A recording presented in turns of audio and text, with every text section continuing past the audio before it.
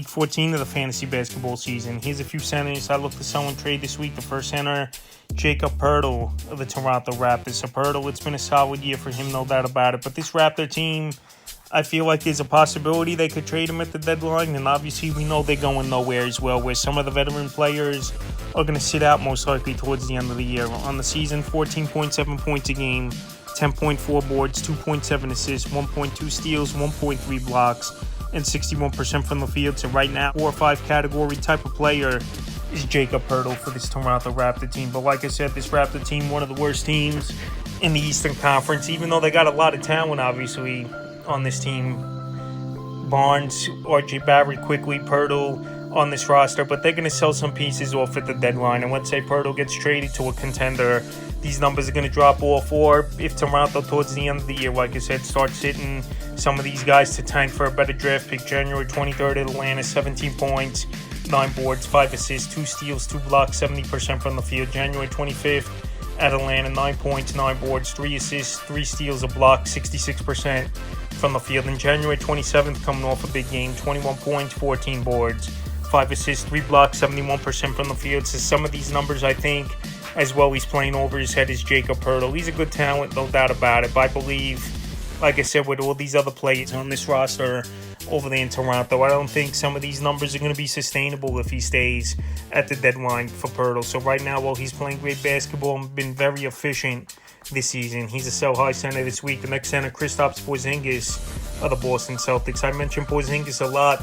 this year as a sell because I don't believe he's going to stay healthy, and we know the Celtic team, one of the best teams in the league. I know Cleveland number 1 in the Eastern Conference seeding this season, but I still believe they're the best team in the East and obviously the best team in the league, even though they've lost some games now over the last week here. On the year, 18.8 points a game, 7 boards, 1.8 assists, 1.4 blocks, 2.3 threes, and 47% from the field. And over the last couple weeks, 19.3 points a game, 6.3 rebounds, 2.5 assists, 1.2 blocks, 3 threes, and 58% from the field. So Porzingis, no doubt about it, he's a great talent, but availability for him as well has been a problem throughout his NBA career. And when you're 7'3", it's going to be tough to stay healthy throughout your career. So this Celtic team, like I said, they're going to be a number 1 and 2 seed this season. They'll finish in the Eastern Conference. And I think towards the end of the year, Porzingis, they're going to give him some rest, that he's ready for the playoffs, even though we saw them make it all the way to the finals last year, where Porzingis obviously wasn't healthy